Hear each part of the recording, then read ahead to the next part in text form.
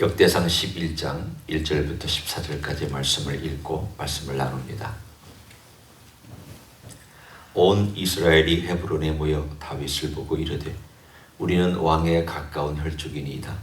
전에 곧 사울이 왕이 되었을 때에도 이스라엘을 거느리고 출입하게 한 자가 왕이시었고 왕의 하나님 여호와께서도 왕에게 말씀하시기를 네가 내 백성 이스라엘의 목자가 되며 내 백성 이스라엘의 주권자가 되리라 하셨나이다 하니라.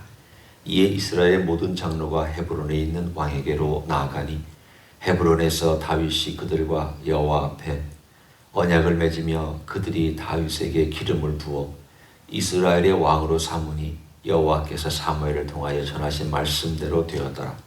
다윗이 온 이스라엘과 더불어 예루살렘 곧 여부스에 이르니 여부스 땅의 주민들이 거기에 거주하였더라. 여부스 원주민이 다윗에게 이르기를 네가 이리로 들어오지 못하리라 하나 다윗이 시온 산성을 빼앗았으니 이는 다윗성이더라.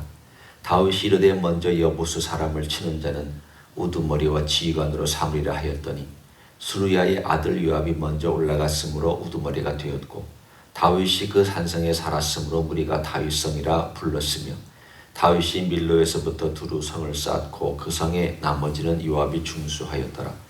만군의 여호와께서 함께 계시니 다윗이 점점 강성하여 가니라.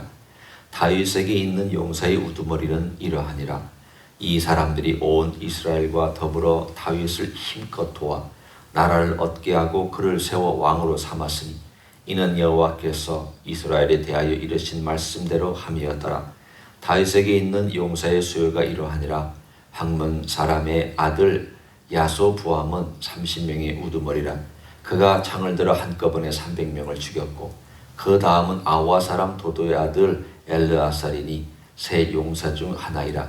그가 바스 담밈에서 다윗과 함께 있었더니 블레셋 사람들이 그곳에 모여와서 치니 거기에 보리가 많이 난 밭이 있더라. 백성들이 블레셋 사람들 앞에서 도망하되 그가 그 밭 가운데에 서서 그 밭을 보호하여 블레셋 사람들을 죽였으니 여호와께서 큰 구원으로 구원하심이었더라. 아멘.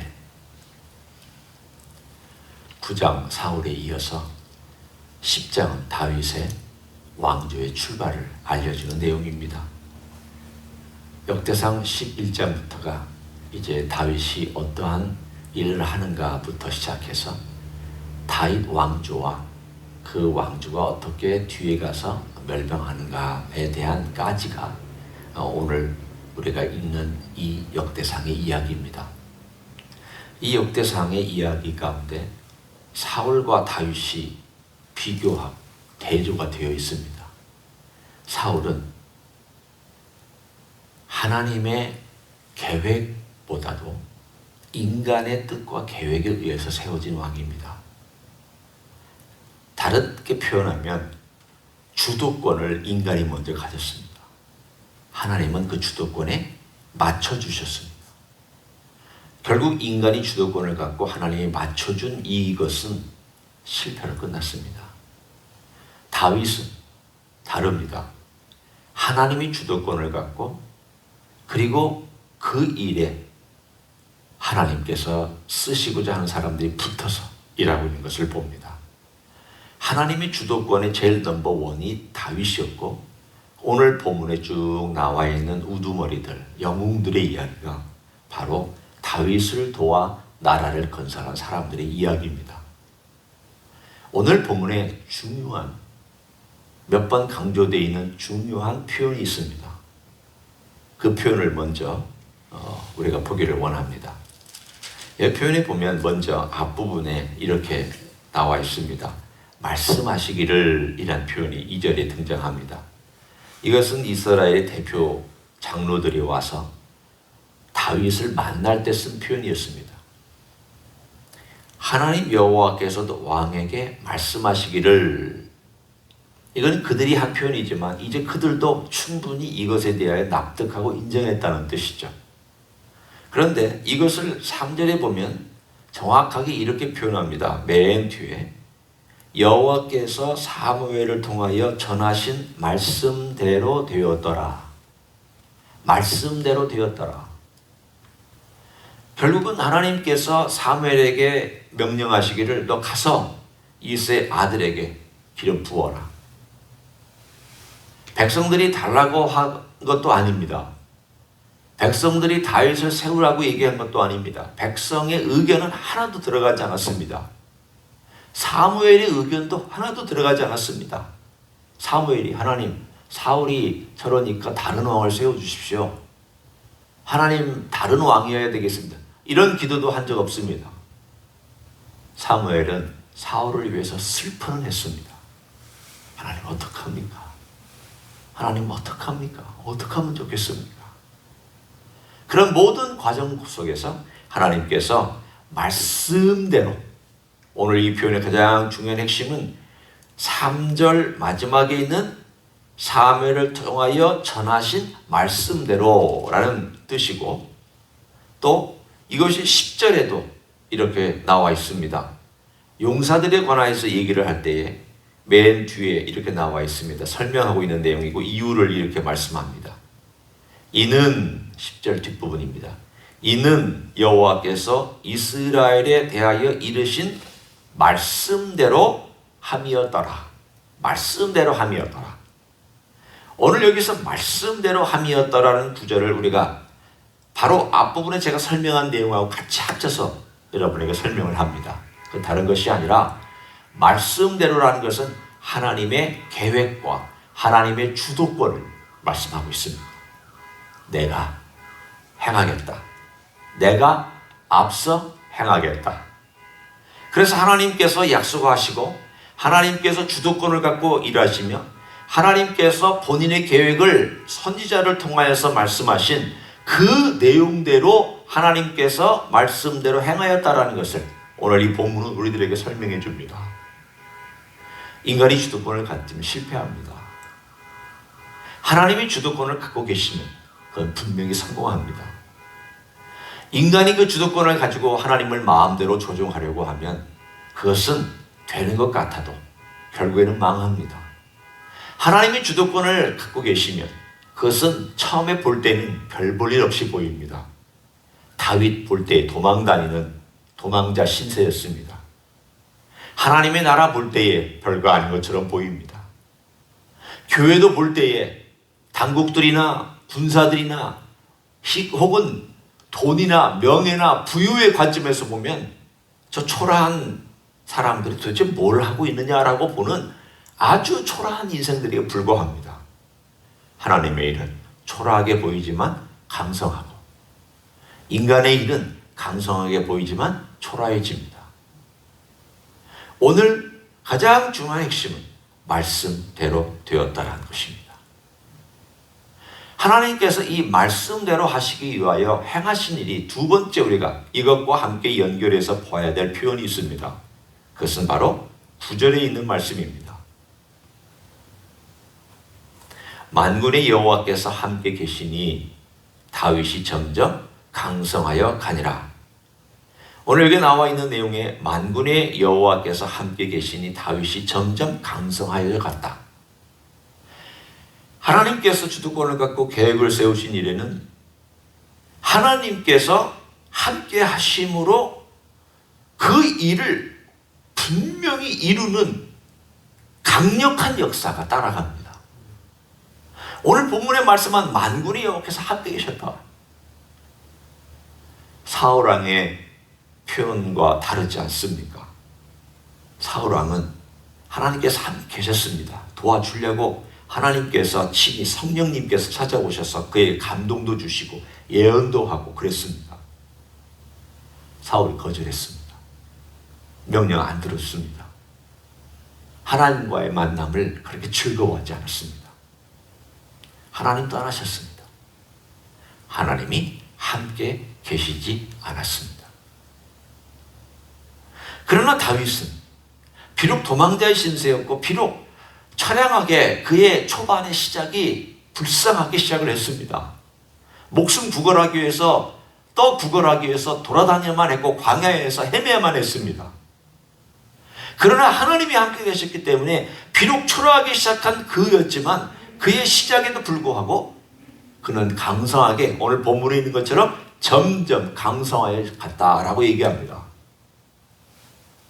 뿐만 아니라 오늘 여기에 나와 있는 내용들을 쭉 보면 하나님께서 용사들을 붙여주시는데 그 용사들의 이야기가 쭉 본문에 처음부터 끝까지 47절까지 30명의 용사 또 3명의 용사 등등의 이야기가 짤막짤막하게 나옵니다. 이름도 나옵니다. 무엇 때문에 이 긴 이름들을 여기다 다 적어놨겠습니까? 무엇을 위해서 이 짤막한 이야기를? 사실은 이 사람들 뭐 그냥 한 유명한 용사 30명이 있었다 이렇게만 해도 되는데 그 이름들을 하나하나 다 밝혔습니다. 이 이름들을 보면 여기는 모압 사람도 있고 암몬 사람도 있고 여기에는 헷 사람도 있고 여기에는 이방 용사들도 있고 여기는 이스라엘 사람들 여러 종류의 사람들이 다 섞여 있습니다. 이 여러 종류의 사람들이 섞여 있는 이들이 오늘 본문에 나와 있는 것은 하나님께서 하나님의 나라를 강건하게 세우시기 위하여 일꾼들을 다윗에게 붙여주셨다. 오늘 그 이야기가 10절의 이야기입니다. 다윗이 잘해서 용사들이 어느 부분으로 보면 인간적인 측면을 보면 맞는 말이지만 그러나 궁극적으로 10절은 그렇게 해석합니다. 다윗에게 있는 용사의 우두머리는 이러하니라. 이 사람들이 온 이스라엘과 더불어 다윗을 힘껏 도와 나라를 얻게 하고 그를 세워 왕으로 삼았으니 그 다음 설명하는 내용이 이는 여호와께서 이스라엘에 대하여 이르신 말씀대로 함이었더라. 다르게 표현하면 이 영웅들이 다윗에게 붙어서 힘껏 자기의 목숨을 다하여서 어떤 사람은 300명과 대적하여 싸우고 어떤 사람은 자기의 목숨을 바쳐서 이스라엘을 보호하고 어떤 사람은 그 용맹함으로 많은 사람들에게 인정을 받는 이러한 일들을 왜 했느냐라는 것입니다. 그것은 다른 것이 아니라 다윗을 힘껏 도와 나라를 세웠다라고 되어 있습니다. 그런데 이것이 하나님의 말씀대로 되었다. 다른 말로 얘기하면 하나님의 계획과 그분의 주도권을 가지고 이러한 모든 사람들이 다윗을 중심으로 뭉쳐서 하나님의 나라를 건설하는데 자기의 모든 에너지를 쓰게 만들었습니다. 자, 이것이 다윗의 이야기입니다. 그런데 이 다윗의 이야기를 가만히 보고 있으면 우리 주 예수 그리스도 메시아의 생애하고 오버랩되는 부분이 있습니다. 비교되는 부분이 있고 비슷한 부분이 있고 대조되는 부분, 다른 부분이 있습니다. 이 세 가지 측면에서 똑같이 제가 나누기를 원합니다. 첫 번째로 우리 주님께서는 구약에 있는 모든 선지자와 율법의 약속대로 하나님의 말씀대로 오셨습니다. 말씀대로 생애를 사셨고 말씀대로 십자가에서 죽으셨습니다. 말씀대로 부활하셨고 말씀대로 약속을 지키셨습니다. 예수님의 생애는 100% 말씀대로 이루어진 인생이었고 성취였습니다. 예수님의 생애는 말씀대로 하셨을 뿐만이 아니라 아버지와 늘 동행하는 삶을 살았습니다. 아버지께서 보내신 목적, 아버지와의 매일매일 삶 가운데서 누리는 교제, 사람들이 다 떠날 때에도 아버지가 함께 있기 때문에 외롭지 않게 그 길을 걸어가실 수 있었던 그 비밀들, 아버지는 늘 아들 예수 그리스도가 이 땅에서 그 일을 행할 수 있도록 지켜보셨으며 내 사랑하는 아들이요 내 기뻐하는 자라 라고 인정하시며 도와주시며 같이 하셨습니다. 성령의 충만함으로 늘 같이 하셨습니다. 만군의 여호와께서 함께 계셨습니다. 두 번째까지는 똑같습니다. 세 번째에 와서 좀 다릅니다. 세 번째 하나님께서 다윗에게 붙여준 30명의 용사, 3명의 용사들을 보면은 어떤 사람은 기골이 장대한 사람입니다. 어떤 사람은 발이 빠른 사람입니다. 어떤 사람은 용기가 충만하고 용맹한 사람들입니다. 창 하나로 300명을 죽이신 사람들입니다. 우리와는 비교가 안 되는 사람들입니다. 용사들이고 용맹한 사람들이고 당대 이름을 날린 사람들이고 역사적으로 이름을 날린 그런 모든 사람들입니다. 우리 주님의 제자들은 어떻습니까? 여러분이 여기에 나와 있는 이 사람들과 주님의 제자 12명하고 비교해보고 대조해 보십시오. 비교가 안 됩니다. 그 12명 뭐 하는 사람이었습니까? 용감했습니까? 지혜가 출중했습니까?